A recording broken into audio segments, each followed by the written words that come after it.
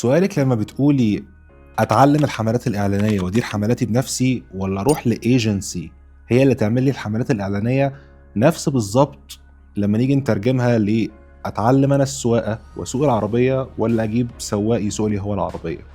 الفكرة كلّها في أنت إيه الهدف بتاعك، هل أنت عايز تسوق أنت عشان تبقى أنت فاهم يعني إيه أسوق العربية، أقدر آخُد عيلتي في مشاوير براحتي ويكون في privacy، يكون في أمان وخصوصية وأبقى أنا فاهم حاجة زي كده بحيث لو جِبت سواق بعد كده أقدر إن أنا أكون فاهم بالضبط هو بيعمل إيه، والّا أنا معايا فلوس خلاص هاجيب حد فاهم، أنا عايز أقعد ورا وأريّح بالي أنام وأسيب الشخص ده اللي أنا واثق فيه يدير لي الحاجة من غير ما أقعد أعمل له micro management وأقعد أعمل له إدارة وأقول له تسوق إزاي وما تسوقش إزاي. هو ده الفيصل في الموضوع. فهنا الموضوع على حسب رغبتك أنت وعلى حسب خياراتك. لو أنت واحد عايز تفهم الحملات الإعلانية عشان تدير حملاتك الإعلانية وتبقى عارف لمّا تجيب شخص بعد كده هو بيعمل إيه صح وبيعمل إيه غلط، دي رغبتك it's okay.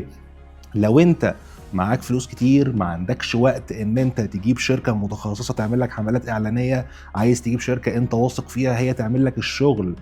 بشكل صح، بشكل professional وأنت بتعمل الحاجة اللي أنت بتحبها أكتر بشكل professional تاني، ويبقى كل واحد فيكم بيحقق أعظم عائد على وقته وعلى فلوسه اللي هو بياخدها،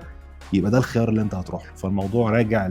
لخيارك الشخصي ولقيمتك لوقتك وعايز تستغله إزاي.